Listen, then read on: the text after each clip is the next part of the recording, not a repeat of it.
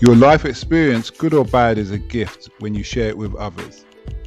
At Taxi Chronicles, we allow real riders with real stories to share their gift. So hopefully this episode will intrigue, enhance or inspire you. Don't forget to like, share and subscribe. Morning. Yes, we're back with another rider, another episode. Today we're going to be educated by a guy who's not only an entrepreneur, but is a good service to the community because he's in the building industry, like myself. I was many years ago, and he's run his own painting and decorating firm, but he also has it on social media, and he's actually more advanced in what I want to do, so I'll probably learn a thing or two myself. So nice to have you here today, Craig. Aye. Yes, aye. So first thing first, when did you realise that you wanted to be in the painting and decorating industry, and why? Whoa. Well, it wasn't even a thing that I realised I wanted to do it. It was a thing where I had to do it. And how could I say, I think it would be best, elaborated if I go back to the years of when I actually started painting. So, I'm 35, I think. Once you reach past the 30, you kind of forget your age. I think I'm 36 this year. So it's like, in relation to when I was young, grew up with my mother, and my brother, and she taught us a lot of stuff as a single parent mother, and yeah, she taught me how to paint at the age of 4. So it was like, I'm at her knee height painting the walls with the paintbrush. Painting the walls, yeah. Painting, I thought you meant like artistic. Painting the walls, and so I'm painting the walls at like knee high, and then my brother's painting it at chest waist height, and then my mother's above us painting the walls as well. And those were the days where we didn't use rollers, we used paintbrush for the whole wall. So yeah, we learned a lot back then as well, because it's not only just the painting and decorating. I do carpentry and many other things as well. So it's like, even with... Sorry, did you learn carpentry from your mum? That as well. So in relation to how that was done, it was back in the day, we go Argos and get a whole bunch of stuff, and it will come flat packed and you got to build it.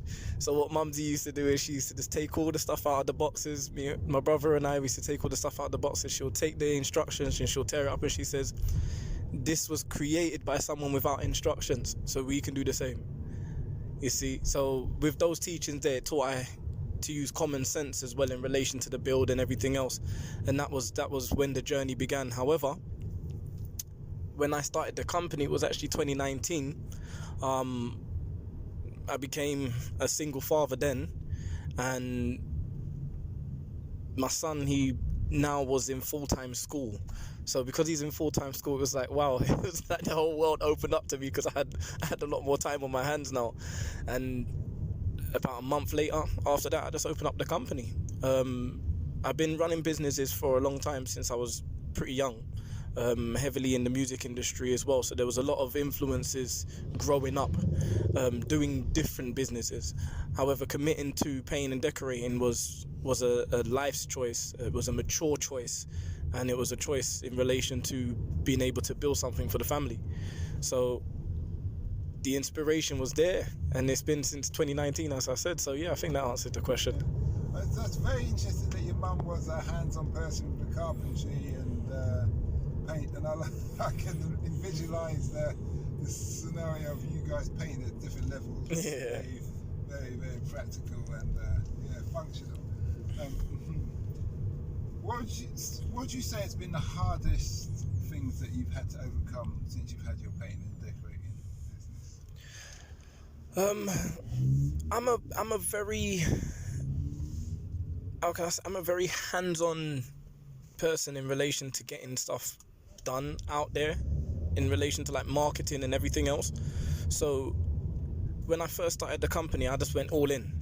I was on all of the Checker Traders, Trusted Trader, My Builder, everything, trying everything out. And in relation to trying stuff out, it was me putting all those funds in. And I give thanks to my support network because I was able to do that and still also provide for the children. But at the same time, it's like the hardest challenge was keeping up. That's like I was wearing myself thin because I was trying to go to one site, start that one, then go to another site, start that one. It was a lot. Delegation is key.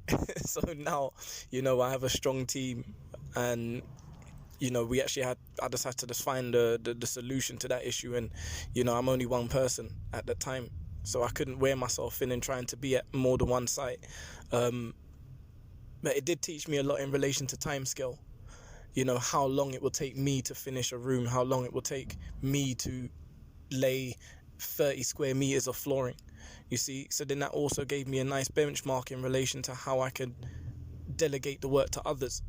And it's not in assumption that they're going to get it done as quickly as I would.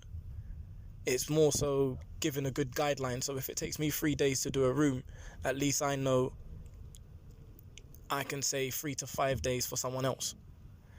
You see, so it was I think that the finding the right people for the right skills in relation to the stuff that I was getting work for was the hardest challenge in that sense. Okay. You know about the bill of quantities? The bill of quantities? Yeah. No. Bill of quantities is something the quantity surveyors use to work out how long it should take the average person, builder, to do their trade. So a bricklayer should, let's say, be able to lay 150 bricks in a day, if it's a clear platform, clear site, and nothing in its way. Plumber should be able to, or drainage ground worker should be able to lay so many lengths of pipe, and all these kind of things. So there's an actual standard you can go by. So you can measure. You can also use that as yourself, because in legal practice, if someone took up a case against another party, saying they've taken too long, stretching out the job, that's what they would use in court. Quantities as a guideline. And it's also helped people price out. I know if a bricklayer lays 150 bricks, or I don't know, let's say 30 linear square meters in a day, I know that job should be able to take, if it's let's say 1,000 linear square meters, I can divide it up and work out how many days it should take. So when I'm giving that price to the client, I've actually got something fair to go on, if you see what I mean. Yeah. In that respect. I noticed you spoke about dealing with personality. How do you deal with those personalities? Because obviously everybody's different. What are you looking for in people, and how do you navigate the different people's personalities? Because every day, if you've got 10 employees, you're guaranteed to have one problem in the morning. Yeah, exactly that. You know what? I must be honest in relation to dealing with some of the work. I think growing up because I grew up in Tooting, so growing up in Tooting is a diverse range of different ethnic groups and different cultures. So I kind of grew up in a certain environment where I always mixed with everyone. At the same time, I also had strong comprehension on how I was also perceived. And in relation to dealing with the characters, it's more so life experiences that's assisted me in being able to manage different characteristics, especially the ones that I encounter. I just try to stay as calm as possible in relation to dealing with any situation. So, for example, really, I was in a situation with a client. I'm not going to say any names. Yeah, and as soon as I walked up to the door, so we've had phone conversations. You know when you're landing the work to begin with. We had phone conversations and everything else, and it was very polite. The conversations were very nice. The communication was on point, and then it went on to a situation where when I had to go and view the property to to give the quote, the guy saw my face and his jaw dropped, and it's like he had some level of disappointment in looking at me. His missus was alright. She was cool with it. And it's like he was just like, Craig, and I was like, yeah, how you doing? And he's, we walked around the property, and I can just see that he was just getting even more uneasy just knowing that I'm in his property and I'm in his environment, and started to do the work.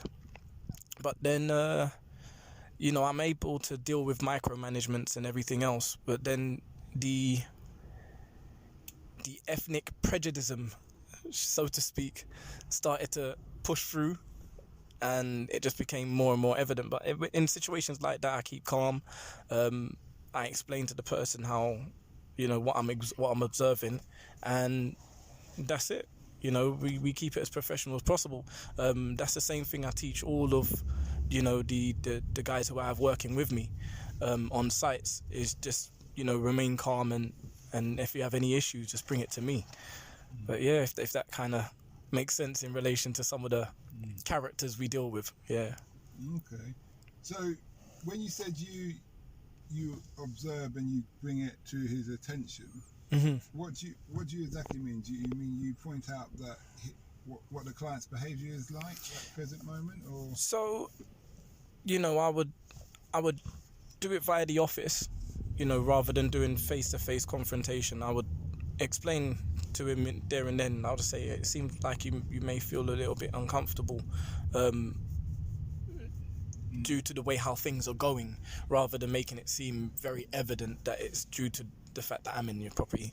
It's more so due to the method that I'm using in order to do something.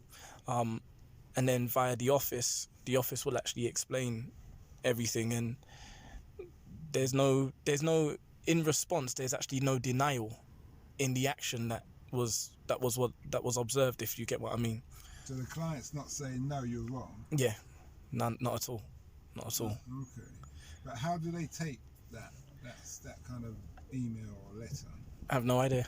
You don't get any response? Like we get a response, but it's not a response that is objective to what we just said. Do you see what I mean? They don't object to it or anything like that. They just take it and say, okay, well, thank you for your da-da-da-da, and that's it.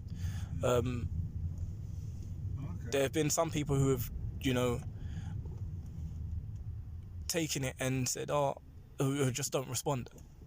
And those are the ones where I say, yeah. But it's more so like the missus would respond because she was more receptive to having us in the property.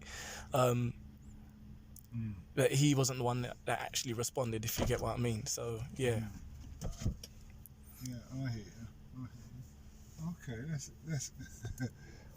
interesting. You spoke about you had other businesses before. What kind of businesses were those? Well, I was a recording artist, heavily known in the industry for quite some time. Those were the fun days, and nowadays have gotten even funner, being a single father, so it's pretty good. In relation to the business I was running as a recording artist, that's a business in itself. Sorry, let me stop you there. Where can people find you for the painting and decorating side of things? Social media? Yeah, on social media, the Renovation Gateway. Also, the Renovation Gateway Ltd is on like Company House. You just type that in and then you'll just find us. But Renovation Gateway is the name of the company. You'll find us on Trust a Trader, Check a Trader, everything really. And you're on Instagram? Yeah, Instagram as well, same thing. Facebook? Facebook, Instagram, Twitter, absolutely everything. Do you want to spell that name, please? Yeah, so that's Renovation, RENOVATION,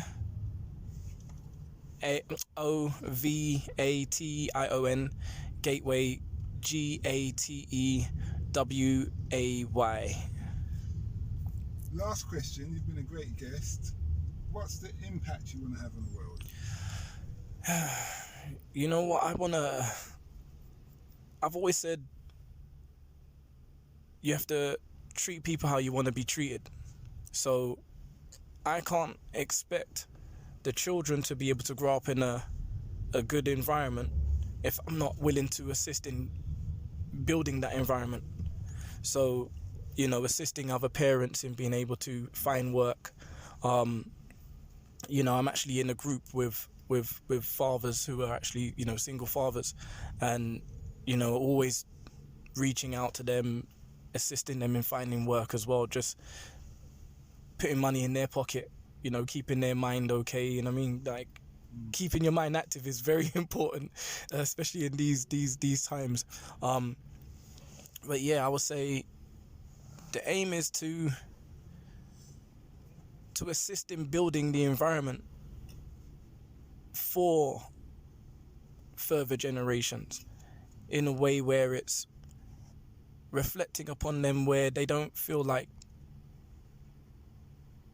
they're trapped in something that they have no reason to feel trapped in, if you get what I mean.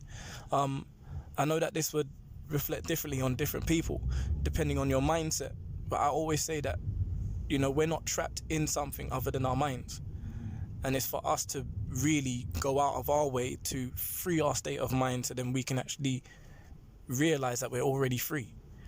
You know, there's nothing holding us back other than ourselves. So, you know, I've been a young man who's been able to get involved with a lot of stuff growing up. You know, many people always say, oh, how have you been able to do so much stuff? You're so young.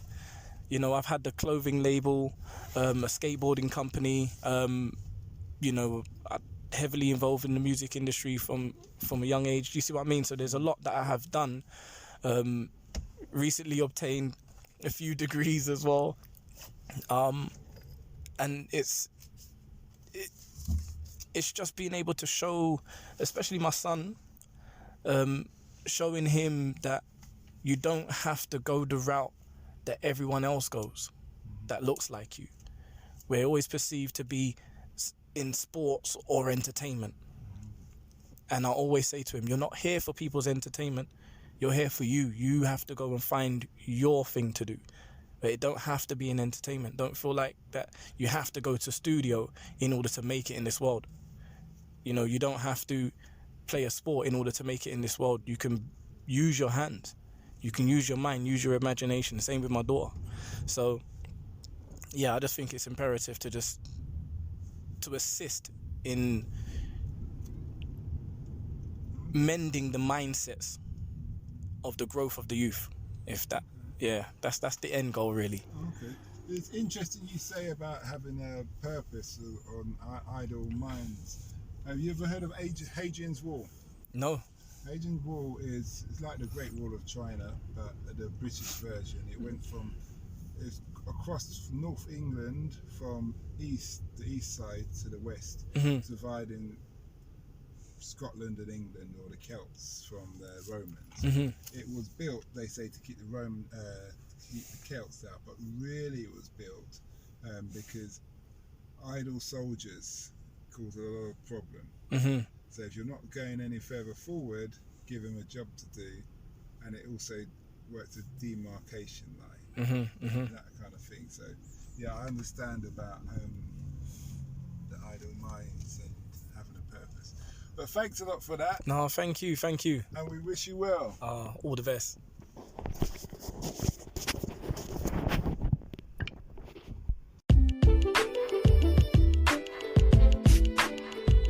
We hope you liked that Taxi Chronicles interview. Don't forget to share and subscribe to get the latest episode. Ever considered investing in the continent with the fastest growing economies and population on Earth? The same continent that holds 30% of the world's known natural resources. Listen to our sister podcast, Africa Investor Stories, where you hear real investors with real stories from around the world share their experience of investing in Africa. We post Monday and Thursday at 10 a.m. British Standard Time.